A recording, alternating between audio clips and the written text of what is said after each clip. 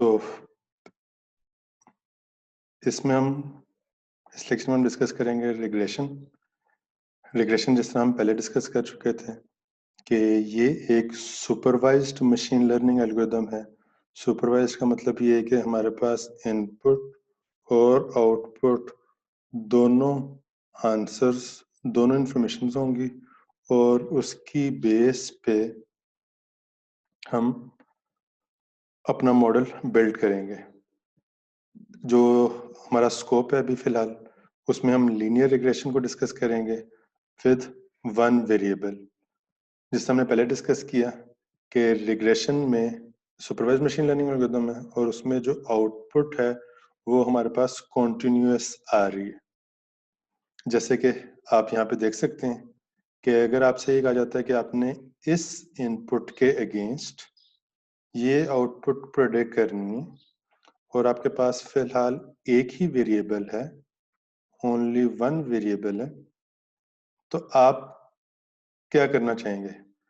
अगर आपको ये पता है कि इस इनपुट के अगेंस्ट डेटा कुछ इस तरीके से ट्रेंड हो रहा है और फिलहाल जो आपने अपना मॉडल बिल्ड करना है वो है linear model, yes, using straight line, तो आपकी ख्वाहिश ये होगी कि आप इस डेटा को ऑब्जर्व करते हुए स्ट्रेट लाइन इस तरह, सिंगल स्ट्रेट लाइन इस तरह प्लॉट करें कि वो मैक्सिमम पॉइंट से करीब होके गुजरे।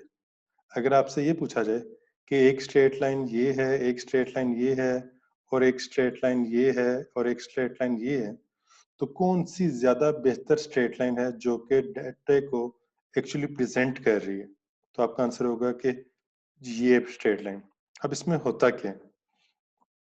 इसमें होता ये है कि अगर आपका मॉडल लीनियर मॉडल है और आप यूजिंग स्ट्रेट लाइन कुछ प्रेडिक्ट करना चाह रहे हैं, तो आपने असल में उस लाइन के पैरामीटर्स को लर्न करना है। जिस तरह हमने डिस्कस किया था कि लाइन की जो इक्वेशन होती है वो होती है y is equal to m x plus c. अगर आप किसी भी डेटा को ऑब्जर्व करके आपको उसकी स्लोप पता चल जाए और उसका इंटरसेप्ट पता चल जाए, तो आप उसके थ्रू आप वो लाइन प्लॉट कर सकते हैं। देन इसका एडवांटेज क्या होगा? इसका एडवांटेज ये होगा कि जब आपने डेटा को ऑब्जर्व किया और ऑब्जर्व करके आपने उसकी एम और सी की वैल्यू फाइंड कर ली, तो जब भी आपके पास नई इंफॉर्मेशन आएगी, लेट्स से मेरे पास टेस्टिंग डाटा आएगा, तो हम टेस्टिंग डाटा को इधर पास करेंगे और उसको मल्टीप्लाई कर देंगे एम से और सी से ऐड कर देंगे और मेरे पास न्यू वैल्यूज प्रेडिक्ट होना स्टार्ट हो जाएंगी। एक बार दोबारा सुनिएगा। रिग्रेशन में सुपरवाइज्ड मशीन लर्निंग एल्गोरिथम में जो आउटपुट वैल्यूज हैं वो कॉन्टिन्यूस वैल्यूज हैं, इसकी बेशुमार एप्लीकेशन जो कि आप पहले डिस्कस कर चुके हैं। अगर आपने आपके पास अगर ये डाटा, ये इनपुट है, ये आउटपुट है, ये आपने इस तरीके से प्लॉट किया, अब अल्टीमेट ऑब्जेक्टिव ये है कि आप इस डाटा की बेस पे थ्रू स्ट्रेट लाइन प्रेडिक्शन कर सकें।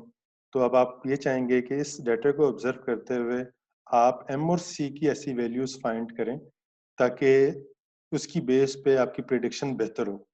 अगर एक एम और सी की वैल्यू आप ऐसी फाइंड करते हैं जिससे लाइन इस तरह ड्रॉ होती है, तो इट मीन्स वो ज़्यादा एक्यूरेट रिजल्ट नहीं दे रहा होगा। अगर कोई एम और सी की वैल्यू आप ऐसी फाइंड करते हैं जिससे लाइन ऐसी वैल्यू ड्रॉ हो जाती है, तो अगेन वो करेक्ट रिजल्ट नहीं दे रहा होगा। तो आपको फाइंड करना है एम और सी की ऐसी वैल्यूज। तो ये जो एम और सी हैं ये हमारे हैं अननोन पैरामीटर्स, अननोन पैरामीटर्स जिनको हमें फाइंड करना है।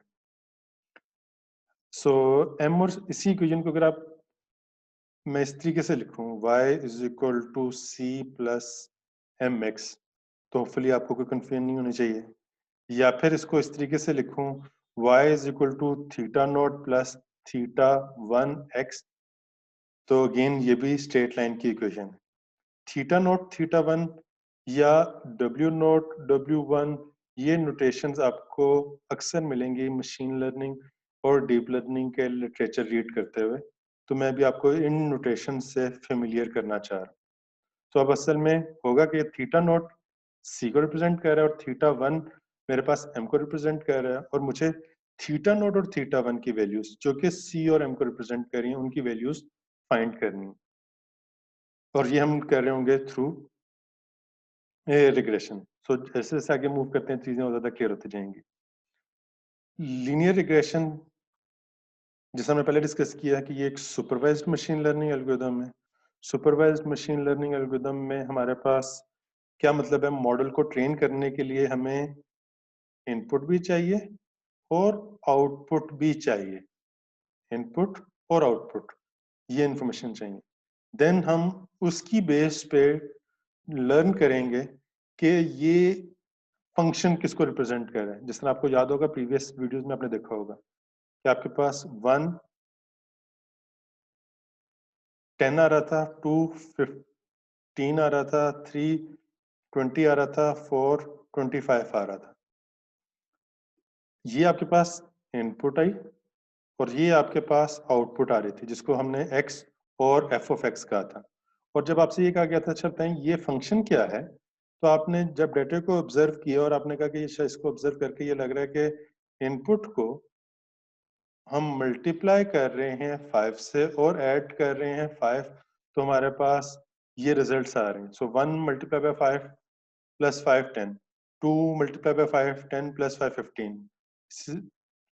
फिर हमने जब इसको मैप किया लाइन की इक्वेशन पे, हमने कहा कि अच्छा अगर हमने कुछ प्रेडिक्ट करना है तो हमारे पास जो x आ रहा है वो इनपुट आ गई, ये जो 5 है ये हमारे पास स्लोप आ गया और ये जो 5 आ गया ये इंटरसेप्ट आ गया। क्योंकि हम ह्यूमन है, हमने डाटा को ऑब्जर्व करके ये m और c या फिर अगर इसको हम थीटा नॉट और थीटा वन कहें इन पैरामीटर्स को फाइंड कर लिया। तो अगर हम ये कहते हैं कि मशीन लर्निंग एल्गोरिदम इतने इंटेलिजेंट्स हैं कि जब आप उनको डाटा प्रोवाइड करते हैं तो वो उसकी बेस पे भी उस तरह का पैटर्न लर्न कर लेते हैं, तो उन्हें वो पैटर्न लर्न कर लेना चाहिए।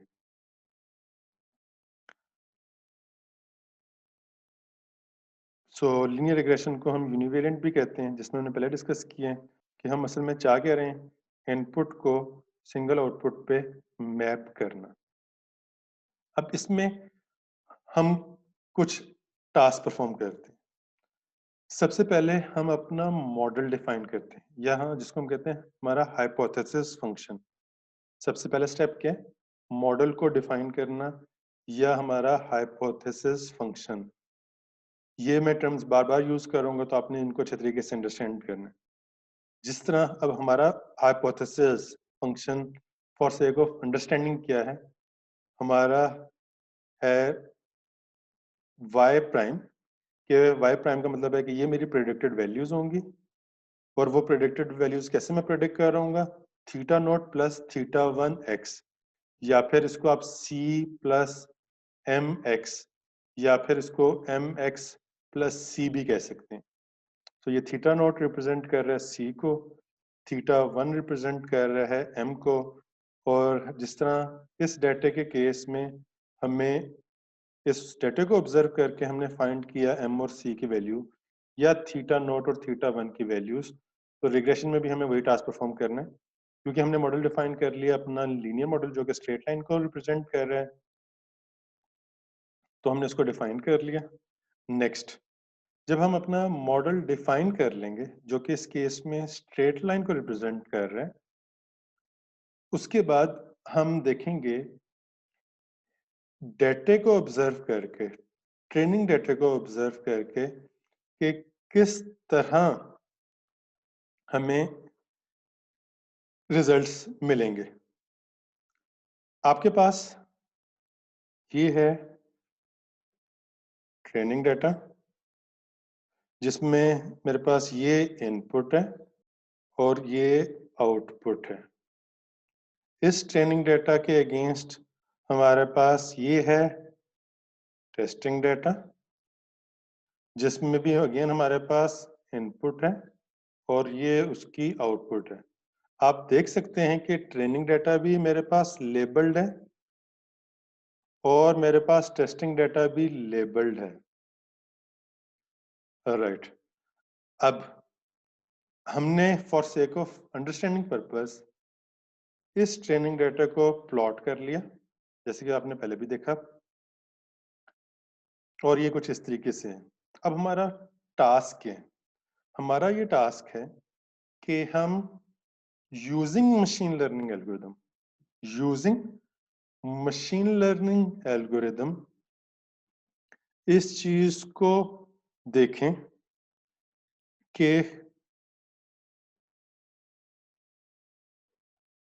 यूजिंग मशीन लर्निंग एल्गोरिदम इस चीज को ऑब्जर्व करें कि ट्रेनिंग डेटा पे हमारा मॉडल कैसे बिहेव करेगा। ट्रेनिंग डेटा पे हमारा मॉडल कैसे बिहेव करेगा। मेरे पास दो मॉडल्स हैं। अगेन, हम क्योंकि ह्यूमन है, हम इतने इंटेलिजेंट इनफ हैं कि हम इसको देखते हुए, इस पैटर्न को देखते हुए, जो हमारे थीटा नोट हैं उनको हम कह सकते हैं कि थीटा नोट मेरे पास इसके केस में 0 आ रहा है, और जो थीटा 1 है वो मेरे पास यहाँ पे 10 आ रहा है। तभी मेरे पास 110, 220, 320 के अगेंस्ट आंसर मिल रहा है। लेकिन अगर हमने यही काम मशीन लर्निंग एल्गोरिथम के थ्रू करना हो तो वो कैसे करेंगे?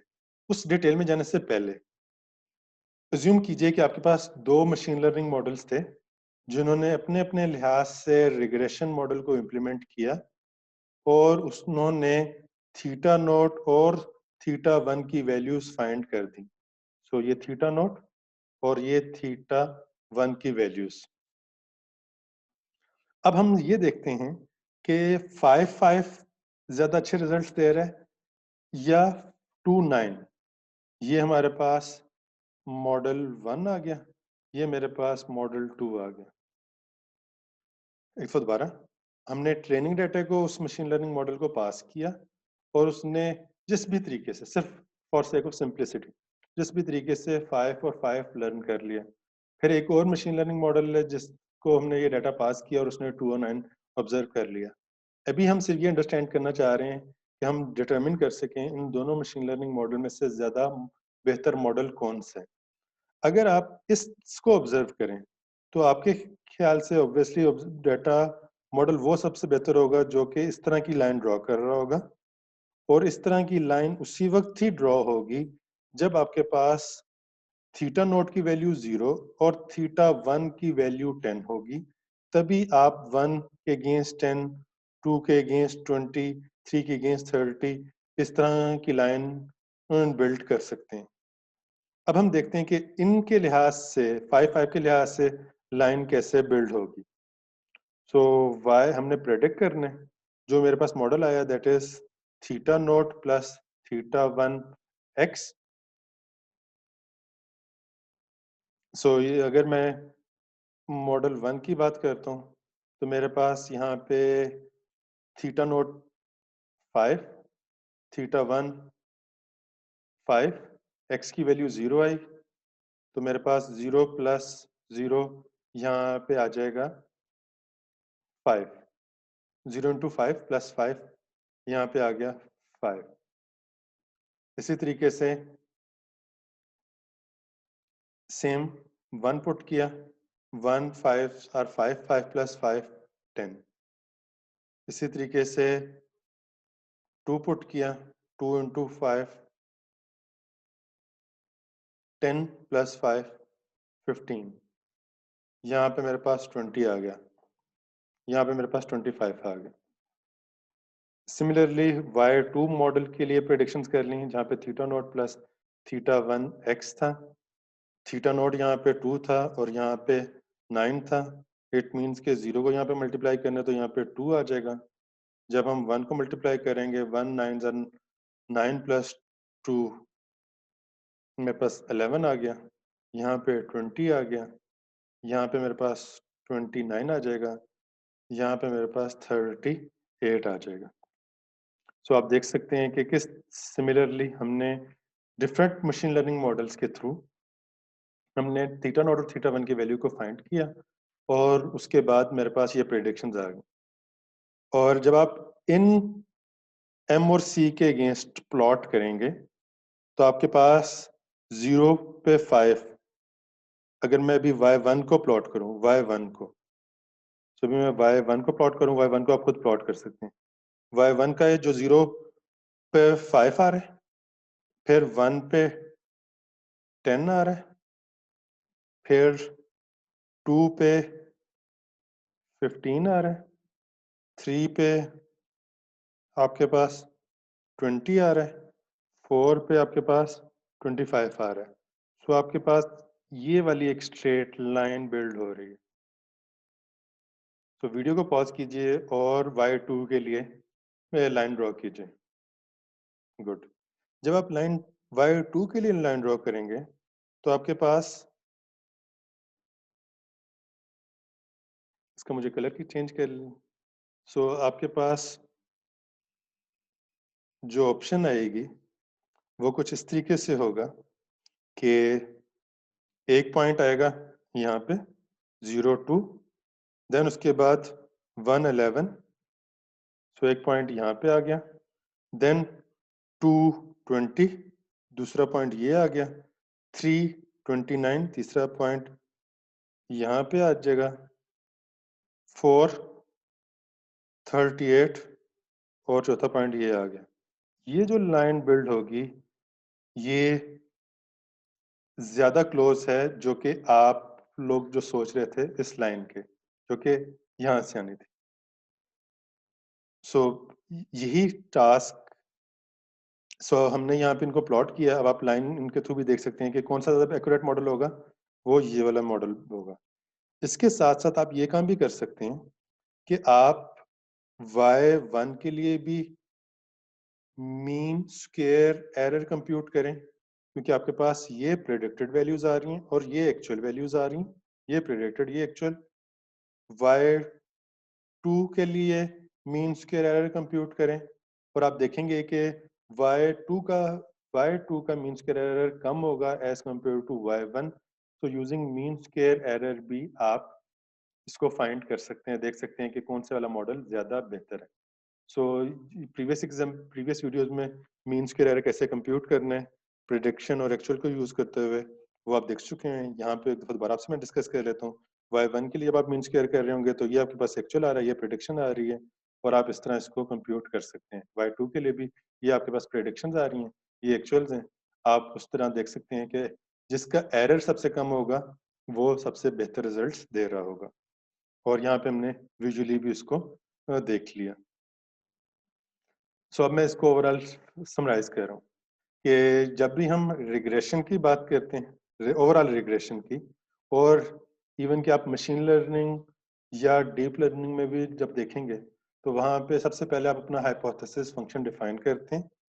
इस केस में हमने ये वाला फंक्शन डिफाइन कर लिया। प्रोग्रामिंग असाइनमेंट जब मैं आपसे डिस्कस करूंगा वहाँ पे आपके पास और कम्प्लेक्स फंक्शंस होंगे। फिर उसके बाद आप अपना कॉस्ट फंक्शन डिफाइन करते हैं, आप अपना कॉस्ट फंक्शन डिफाइन करते हैं। जैसे कि इस केस में हमारा जो कॉस्ट फंक्शन था वो मीन स्क्वायर एरर था। हमने कहा कि ये हमारा कॉस्ट फंक्शन है थीटा नॉट थीटा 1, और यहाँ पे हमारा ऑब्जेक्टिव क्या था? हमारा ऑब्जेक्टिव ये है, अगर हम प्रीवियस उसमें जाएं, कि हम असल में थीटा नॉट और थीटा 1 की ऐसी वैल्यूज फाइंड करना चाह रहे थे। सो थीटा नॉट और थीटा 1 की ऐसी वैल्यूज फाइंड करना चाह रहे थे जिसकी बेस पे जो मेरी प्रेडिक्शंस हैं वो एक्चुअल के करीब हों। ये जो थीटा नॉट थीटा 1 थे जो हमने खुद से सोच के लिखे थे, ये हमें ज्यादा बेहतर रिजल्ट दे रहे थे। जो मशीन लर्निंग मॉडल्स ने दो निकाले थे उसमें से ये बेहतर रिजल्ट्स दे रहा था। हम ये चाहते हैं कि ये जो मीन स्क्वायर एरर है, आपको वो डिस्कशन याद होगी मिनिमा और मैक्सिमा फाइंड करने की, कि हमारा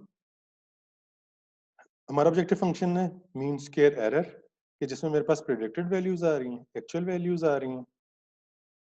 इस वाले केस में अगर मैं जो प्रेडिक्शंस कर रहा हूँ वो हो रही हैं इसके साथ y prime is equal to theta naught plus theta 1x, या फिर अगर मैं इसको h थीटा ऑफ x कह दूं तो मैं इसको यहाँ पे भी डिफाइन कर सकता हूँ। तो मेरे पास फॉर ऑल एग्जांपल पॉइंट्स ये उसकी प्रेडिक्शंस आती जाएंगी, ये उनके अगेंस्ट एक्चुअल आंसर होंगे, और हम इस तरह अपने मॉडल का मतलब है कि थीटा नोट और थीटा 1 की वैल्यूज को एवेल्युएट कर रहे होंगे, देख रहे होंगे कि वो कितना बेहतर रिजल्ट्स दे रहे हैं या कितना कम मीन स्क्वायर एरर दे रहे हैं। सो जो हमारा ऑब्जेक्टिव है कि ये बात जरा ध्यान से सुननी है। थीटा नॉट किसी भी ट्रेनिंग डेटा के लिए थीटा नॉट और थीटा वन की ऐसी वैल्यूज फाइंड करना जहां पे ये जो फंक्शन है मीन स्क्वायर एरर, ये कम से कम एरर रिटर्न कर रहा हो। मेक सेंस कि हम रिग्रेशन प्रॉब्लम सॉल्व कर रहे हैं। रिग्रेशन प्रॉब्लम सॉल्व करने के लिए जो हमारा ऑब्जेक्टिव फंक्शन है, हमारा हम जो एरर को मिनिमाइज करना चाह रहे हैं, जो ऑब्जेक्टिव फंक्शन है that is mean square error. So हम अपने ट्रेनिंग डेटा के लिहाज से थीटा नॉट और थीटा वन की ऐसी वैल्यूज फाइंड करना चाह रहे हैं जिसको जब हम इस डेटा पे पास करें तो मेरा ये जो फंक्शन है ये कम से कम एरर रिटर्न करे। सो एक फर्स्ट दोबारा से देख लीजिएगा। रिग्रेशन में सबसे पहले जो भी आप असाइनमेंट भी करेंगे, अपना हाइपोथेसिस फंक्शन डिफाइन करेंगे। सो हमने यहाँ पे ये वाला हाइपोथेसिस फंक्शन डिफाइन कर लिया। उसके बाद आप अपना कॉस्ट फंक्शन डिफाइन करेंगे जिसकी बेस पे आप अपने हाइपोथेसिस को एवेल्युएट करेंगे। देन ऑब्जेक्टिव क्या है? ऑब्जेक्टिव ये है कि हम थीटा नॉट और थीटा वन की ऐसी वैल्यूज फाइंड करें जिससे हमारे पास जो कॉस्ट फंक्शन है वो कम से कम एरर रिटर्न करे। सो कोई क्वेश्चंस हैं तो आप मेरे से पूछ सकते हैं। Thank you.